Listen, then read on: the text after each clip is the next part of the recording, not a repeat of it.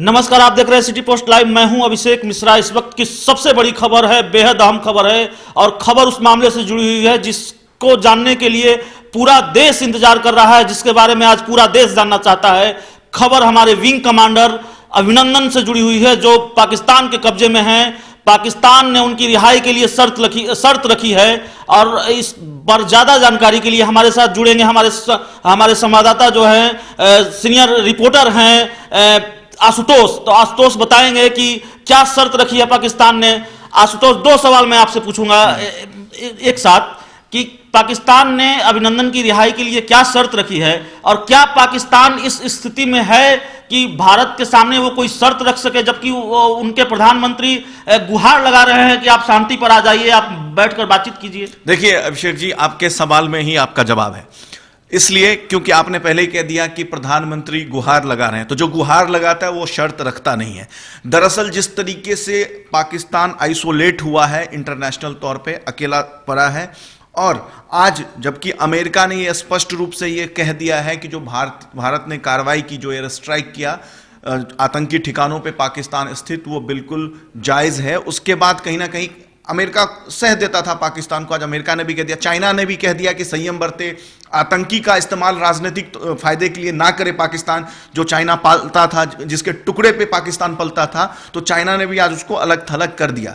दूसरी बात, पाकिस्तान ये बात समझता है कि जो जेनेवा संधि है उसके अंतर्गत पाकिस्तान को विंग कमांडर अभिनंद जो हैं उनको रिहाई करना ही पड़ेगा। आज करे, नौटंकी करके करे, शांतिपूर्वक करे।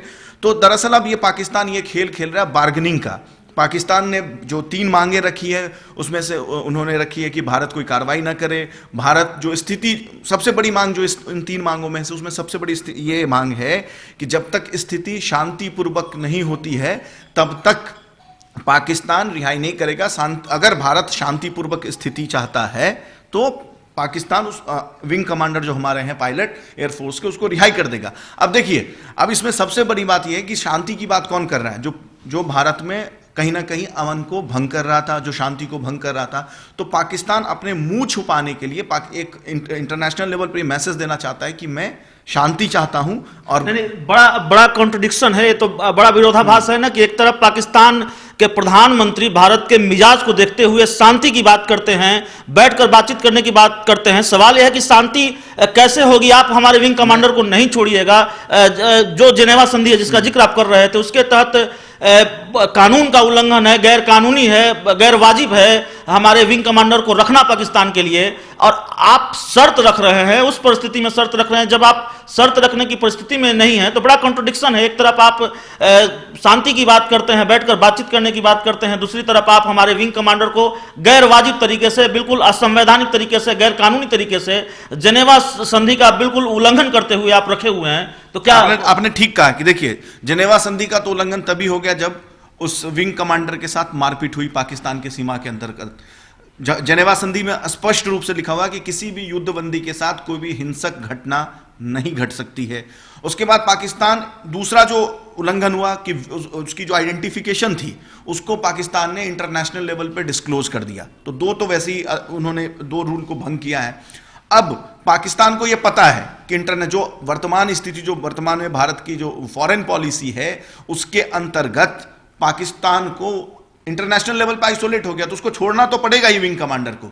तब वो चाहता है कि जो उसको एक तरीके से एक्सपोज हुआ है उसको किसी तरीके से अपने जनता के नजर में और इंटरनेशनल लेवल पर कुछ हद तक अपने आप को ढक सके। इसलिए पाकिस्तान अब शांति का प्रस्ताव रखता है, और शांति का प्रस्ताव इस शर्त पे रखता है, ये भी एक उसके बेशर्मी का नमूना है, एग्जाम्पल है कि मैं आपके विंग कमांडर को रिलीज करूंगा, आप शांति बरतिए। लेकिन भारत तो पाकिस्तान के खिलाफ कोई कार्रवाई किया नहीं था। उसने तो स्पष्ट रूप से भारत ने कह दिया था कि हमने आतंकी ठिकानों के खिलाफ कार्रवाई की, नॉन मिलिट्री एक्शन था। उसके बाद दूसरी सबसे बड़ी बात यह है कि जिस तरीके से प्रधानमंत्री मोदी ने एक बार फिर तीनों सेनाओं को खुली तौर पर छूट दे दी है कि आप जो एक्शन लेना चाहते हो लीजिए, तो पाकिस्तान में इसको लेकर भी एक तरह का डर और बौखलाहट का माहौल है कि अगर फिर से इंडियन एयरफोर्स या इंडियन आर्मी कोई एक्शन ले लेती है तो पाकिस्तान क्या करेगा। अगर युद्ध की परिस्थिति हो जाती है तो पाकिस्तान के पास 7 दिन से ज्यादा युद्ध लड़ने की क्षमता वर्तमान स्थिति में नहीं है। तो कहीं ना कहीं पाकिस्तान अब ये जो मांगे रखी है पाकिस्तान ने,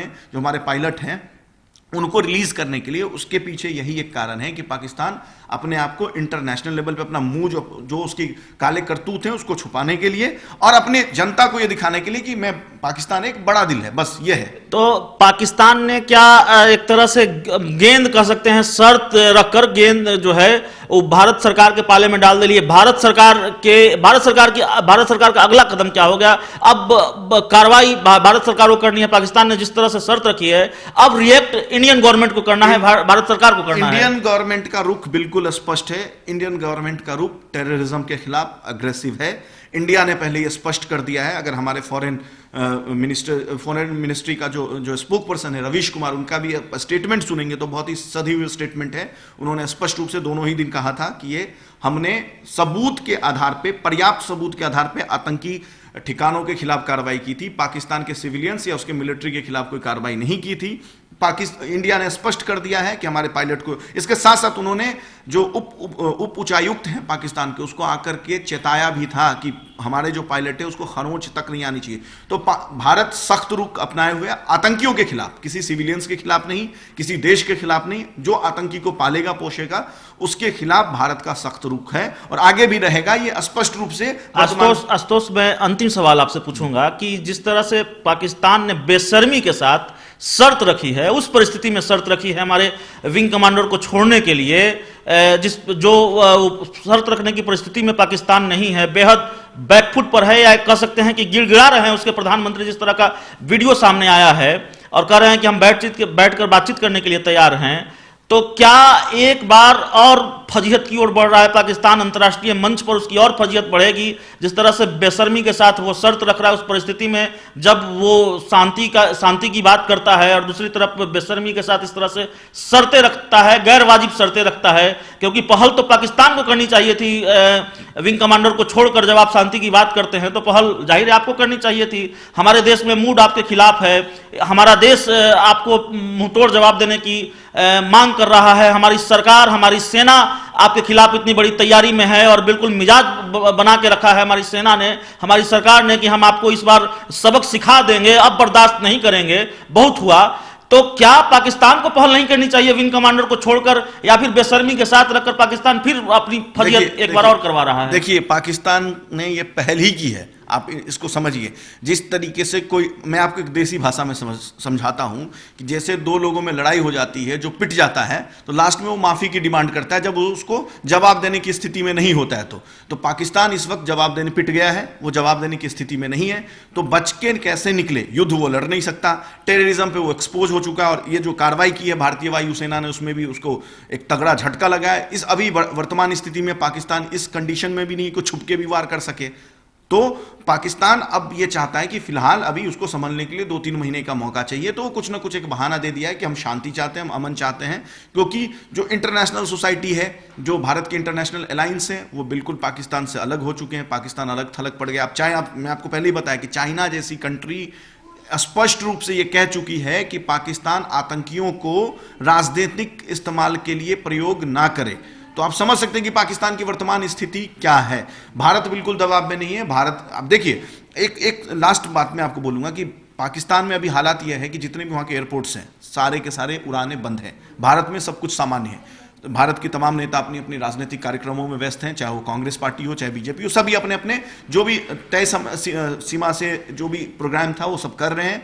भारतीय वायुसेना अपनी तैयारी पे है, सेना अपनी सुरक्षा पर सतर्क है, लेकिन पाकिस्तान अभी भी पशुपेश की स्थिति में है। तो पाकिस्तान ने एक तरीके से ये रहम की भीख मांगी है, बस ये है कि खुल के नहीं बोल रहा है, क्योंकि उसको भी अपनी आवाम को मुंह दिखाना। कुल मिलाकर हमारी कार्रवाई के बाद और हमारी और बड़ी कार्रवाई के अंदेशे से डरा हुआ पाकिस्तान रहम की भीख मांग रहा है। हमारे संवाददाता जो हैं आशुतोष बता रहे थे, सही तरीके से उन्होंने बताया, विस्तार से बताया कि किस तरह से पाकिस्तान बेशर्मी के साथ शर्त रख रहा है। और बड़ी खबर इस वक्त की बताई उन्होंने, हम आपको बता रहे हैं। आशुतोष ने समझाया कि कौन सी शर्तें रखी हैं पाकिस्तान ने विंग कमांडर अभिनंदन को छोड़ने के लिए। एक बात मैं आपको और समझा दूं कि दरअसल पाकिस्तान कूटनीतिक लिहाज से भी घिरा हुआ है। जिस तरह से भारतीय वायुसेना ने जाकर पाकिस्तान की सीमा के अंदर घुसकर वहां के आतंकी ठिकानों को ध्वस्त किया है, उसके बाद भारत की सरकार ने जो तमाम देशों के राजदूत हैं उनको बुलाया और उनको ये समझाया कि देखिए हमारी ये कार्रवाई थी,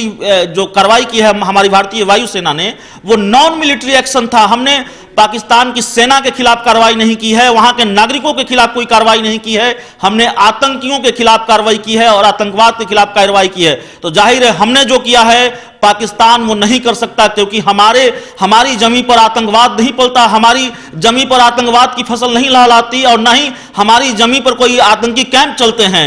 इसलिए हमने जो कार्रवाई की है पाकिस्तान वो नहीं कर सकता, और पाकिस्तान जानता है, इसलिए कूटनीतिक लिहाज से भी घिरा हुआ है पाकिस्तान, और कोई भी देश उसके साथ खड़ा होने को तैयार नहीं है। और भारत की कार्रवाई को किसी भी देश ने गैर वाजिब नहीं बताया है, जबकि अब पाकिस्तान जो कर रहा है वो गैर वाजिब है, फजियत की ओर बढ़ रहा है, और शर्त रख दी है, बेशर्मी के साथ शर्त रखी है हमारे विंग कमांडर अभिनंदन को छोड़ने के लिए। तो इस खबर में इतना ही। अगर आपको हमारी खबर अच्छी लगे तो इसे अपने दोस्तों के साथ शेयर करें, हमारे YouTube चैनल को सब्सक्राइब करें, बेल आइकन जरूर दबा दें ताकि हमारी खबरें सबसे पहले आप तक पहुंचे। प्यार, समर्थन और सहयोग के लिए बहुत बहुत धन्यवाद।